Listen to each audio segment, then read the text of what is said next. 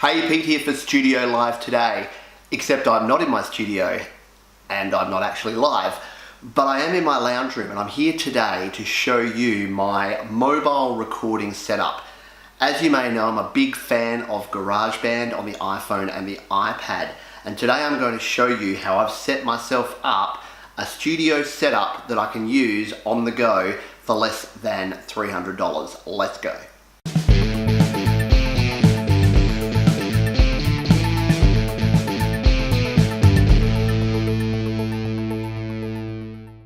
And here we have all of the goodies that I use in my mobile recording setup. So all of this combined with an iDevice, and yes, you will need to have or acquire an iOS device, either an iPad, iPod Touch or iPhone.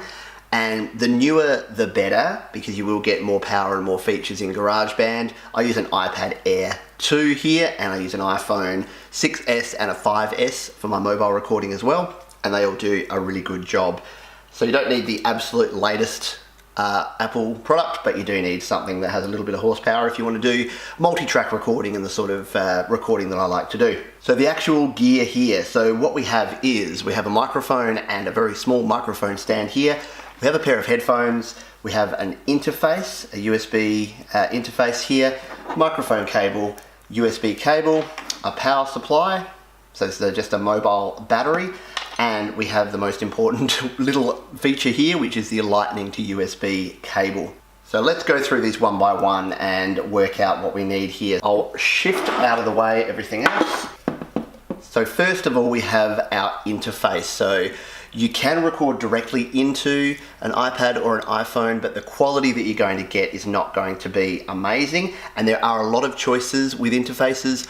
I like this one, not the most portable in the world, but it is really nice and solidly built. It has a really nice preamp, as well as a second channel here for an instrument input. So you can actually use two channels at the same time to do multi-track recording. And one of the most important features of this one is the power source can be either via USB 2.0 or via a 5-volt DC, which takes me to the next essential item, which is a mobile power source. This is just a pretty standard USB battery. It has two USB ports, but it also, I like this one because it has a built-in USB jack here, micro USB cable, which we can actually plug directly in and power this interface. And that way we can actually power the interface using nothing more than a battery. And this is about a 10,000 milliamp, which gives me usually about 4 to 5 hours recording on one charge. So it's really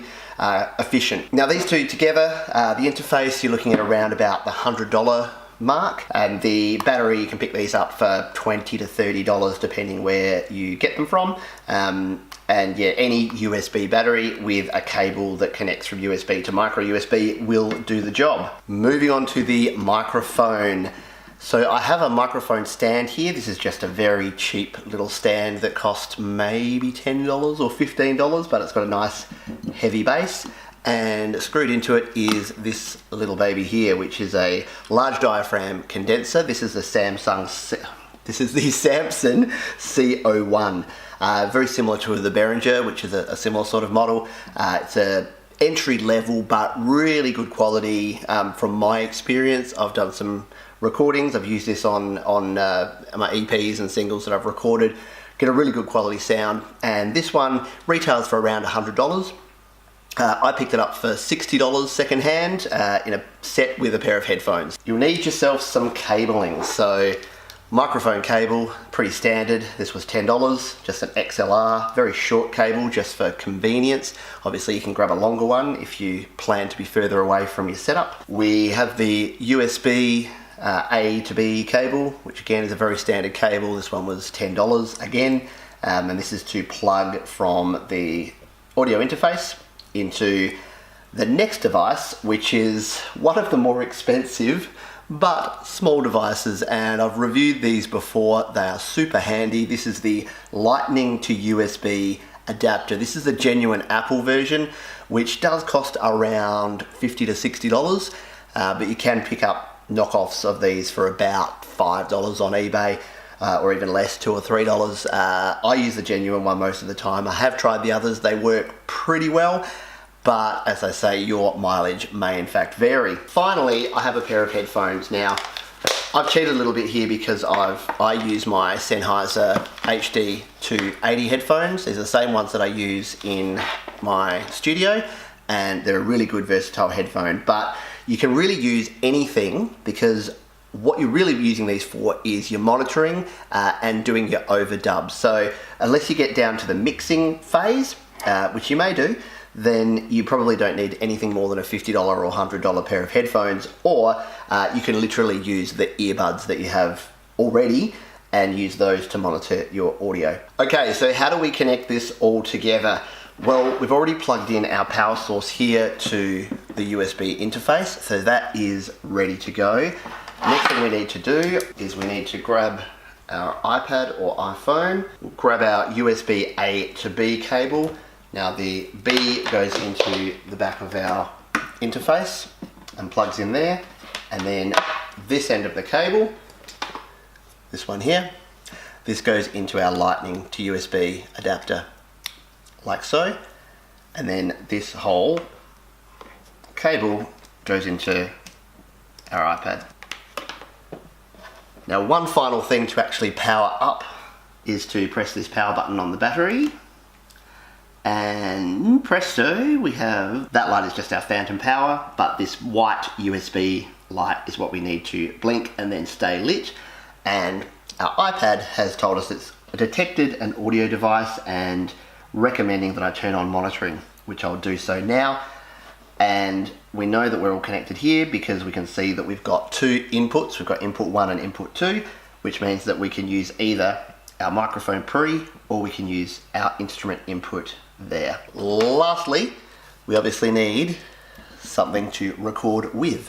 So we'll grab the Samsung CO1 and we'll knock it off its stand. And of course what we want to do is grab our XLR cable, plug one end in there and the other end in our XLR input in the preamp.